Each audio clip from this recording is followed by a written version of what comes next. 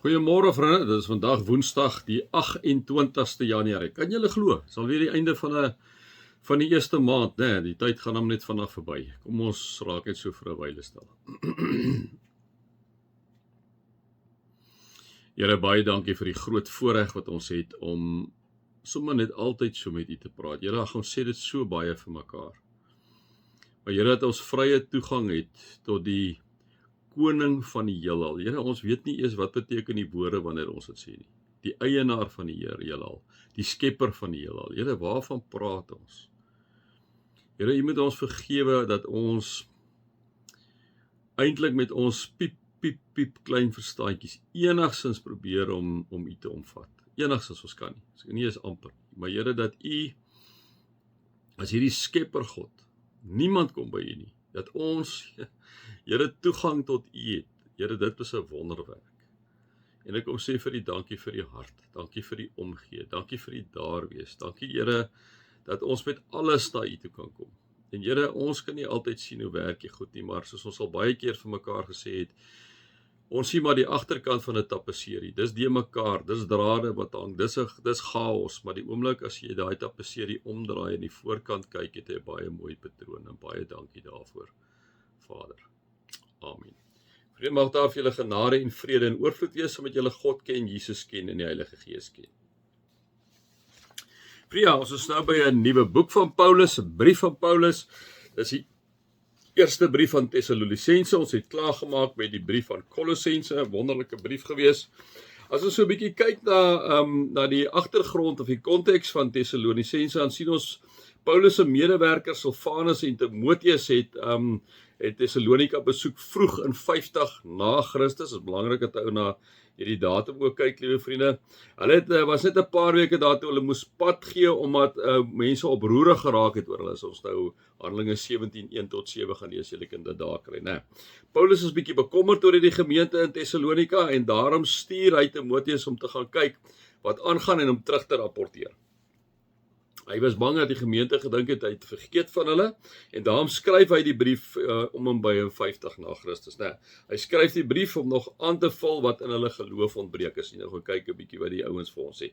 Nou Tessalonika, liewe vriende, was die hoofstad en ook die grootste stad van die provinsie van Macedonië, né? Dit was die belangrikste Romeinse hoofweg tussen Rome en die ooste en hulle het dit ook genoem Via Egnatia, wat deur die stad geloop het. Nou, Tessalonika was 'n baie bedrywige handelsstad gewees, een van die floreerendste handelssentrums op daai stadium wat jy gekry het. Die geleerdes gedink, daar is so omtrent 100,000 mense, meeste was Grieke gewees, en dan was daar Romeine en 'n paar Jode gewees, né?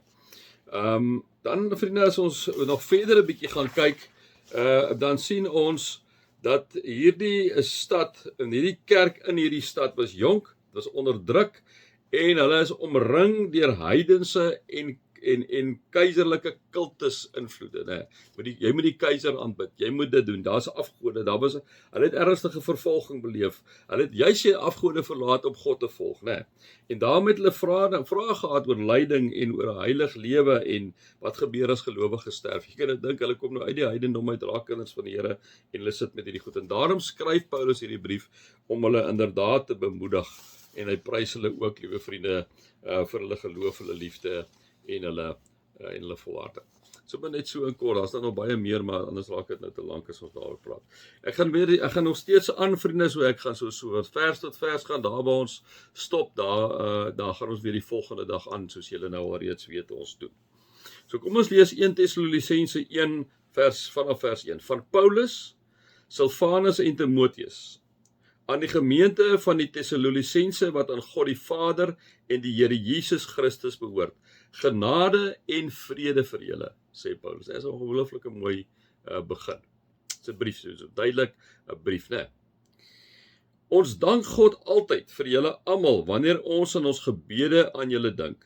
Sonder ophou bring ons dan voor God ons Vader in herinnering die werk van julle geloof, die inspanning van julle liefde en die volharding van julle hoop op ons Here Jesus Christus. Nou vriende, kom ons stop net gou 'n bietjie daar. Ek sê altyd vriende, as jy so van hierdie briewe lees, is dit die ongelooflikste mooi stukke getuienis wat Paulus oor sulke gemeentes dikwels uitspreek, né? Of wat hy net sê, weet jy, ek wil vir julle kom sê, dis die volgende goed wat ek in julle waardeer. En dis weer wat hy kom, hy sê, ons dank God altyd vir julle.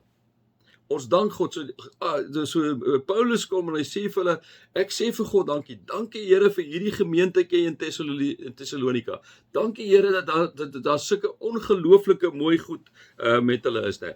En dan kom sê hy, ons sonder ophou bring ons dan voor God ons Vader in herinnering, die werk van julle geloof, né? Is dit nie prachtig nie, kom ons lees dit weer, sonder ophou bring ons dan voor God ons Vader in herinnering, die werk van julle geloof. So wat doen hulle? Hulle kom na God toe, hulle bid vir hierdie gemeentetjie en hulle sê vir die Here, hulle bring tot herinnering, hulle sê vir God, Vader, ons wil net vir julle vir u kom sê, Vader, weet u van hierdie geloof wat hulle het. Vader, sien nie daai geloof, is nie wonderlik nie, tussen hierdie heidene, tussen hierdie invloede, tussen hierdie vervolging. Vader, ons bring dit in herinnering, ons kom sê vir die Here, kyk na hierdie mense wat werklik geloof het in U. Net, dit is amazing. Ek sê baie keer vir julle, ons lees oor die goed nou. Tjoep.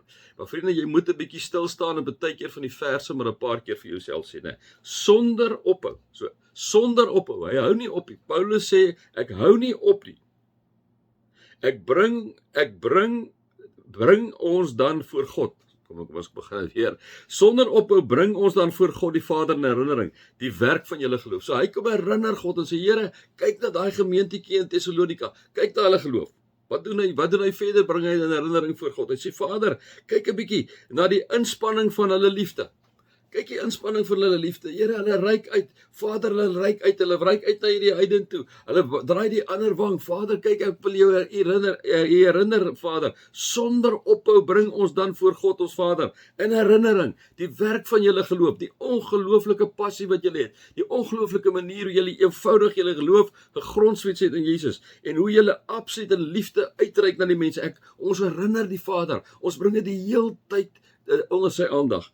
En die volharding van julle hoop op ons Here Jesus Christus. Nou, en hierdie mensies wat hier in hierdie heidense omgewing vasgevang is, wat vervolg word, hulle volhard in hulle hoop op Jesus Christus. Hulle gee Jesus Christus nie prys nie, alhoewel daar so 'n klomp ander goed aangaan. Julle kan nou dink, hy's 'n florerende handelsstad, is kosmopolitaans, jy het enige ding en enige invloed en enige godsdienste is in hierdie staatjie, dit maar 100,000 mense op daai stadium, nie is naaste by ons stede van vandag nie.